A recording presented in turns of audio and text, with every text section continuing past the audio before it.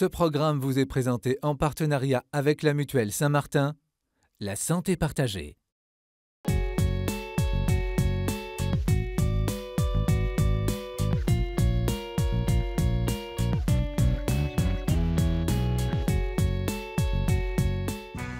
Marie-France a beau être à la retraite depuis 10 ans, elle ne se lasse pas d'être en activité, mais bénévolement.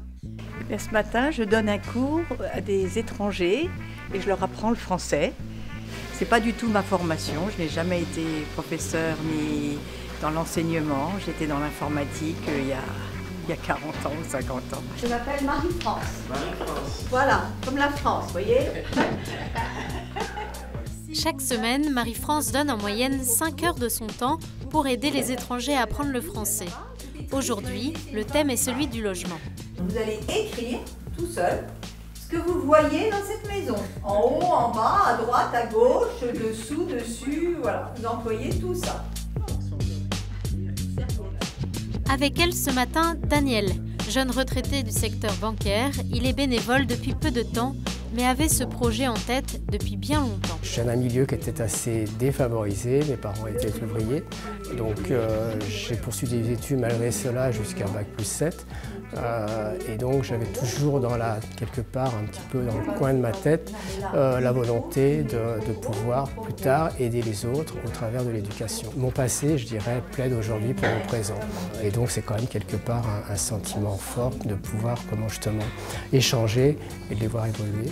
On est trop contents de nous faire comme ça. Voilà, en fait, ils nous donnent bien les cours, donc ils nous aident beaucoup. Là, si vous voulez, on ne tient pas compte du tout de l'orthographe, on tient compte du son. Si à la place du cadeau, ils l'ont écrit CADO, pour nous, à ce niveau-là, il faut déjà qu'on comprenne les sons. On a l'impression d'être très utile, Ils essayent d'être présents. Ils sont toujours très contents des cours. Et pour Marie-France, ce temps donné à la retraite rejoint sa foi chrétienne. Ça fait partie de notre engagement du baptême, je pense. J'ai du temps pour donner aux autres et je ne cherche pas forcément à recevoir autant que ce que je donne. Mais ça fait partie de mes actions dans la foi chrétienne. Un sentiment d'utilité partagé par tous les membres de l'association. Au départ, c'est quand même surtout pour s'occuper, pour trouver des gens, pour rencontrer, pour continuer à faire fonctionner le cerveau et tout ça. C'est donc aussi très personnel, que j'ai beaucoup reçu de la société, donc c'est normal qu'ensuite je rende un peu ce que je peux apporter. Au lieu de rester à regarder la télé ou à bouquiner, je rends service à la communauté. Donc c'est là le sens de mon engagement. Le temps de la retraite, pour moi, c'est le temps de l'engagement au service des autres. Déjà tout simplement parce que nous avons du temps à donner, une disponibilité.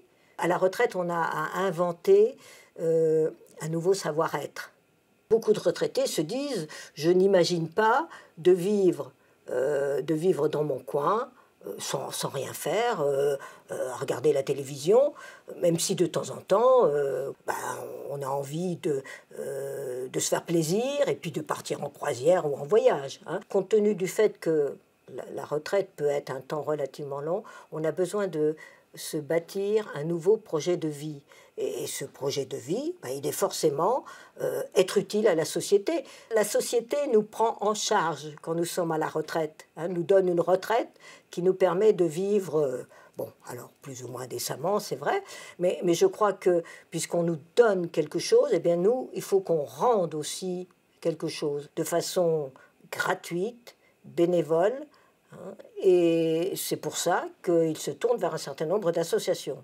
Ils y trouvent une forme d'épanouissement. Le risque, c'est en effet d'avoir une retraite suractive, parce qu'on a parfois des difficultés à dire non à partir du moment où on est sollicité. On se dit que si on est sollicité, c'est qu'on est capable, qu'on reconnaît certaines formes de compétences, et c'est parfois difficile de dire non. Je crois qu'il faut que cet engagement réponde à une aspiration profonde que l'on porte en soi. Je crois qu'on a la nécessité de trouver un équilibre entre l'engagement au service des autres, et puis du temps pour soi, hein, que l'on doit garder pour se détendre, pour partager des moments avec son conjoint ou avec ses petits-enfants. Et c'est le sens de cet engagement au service des autres.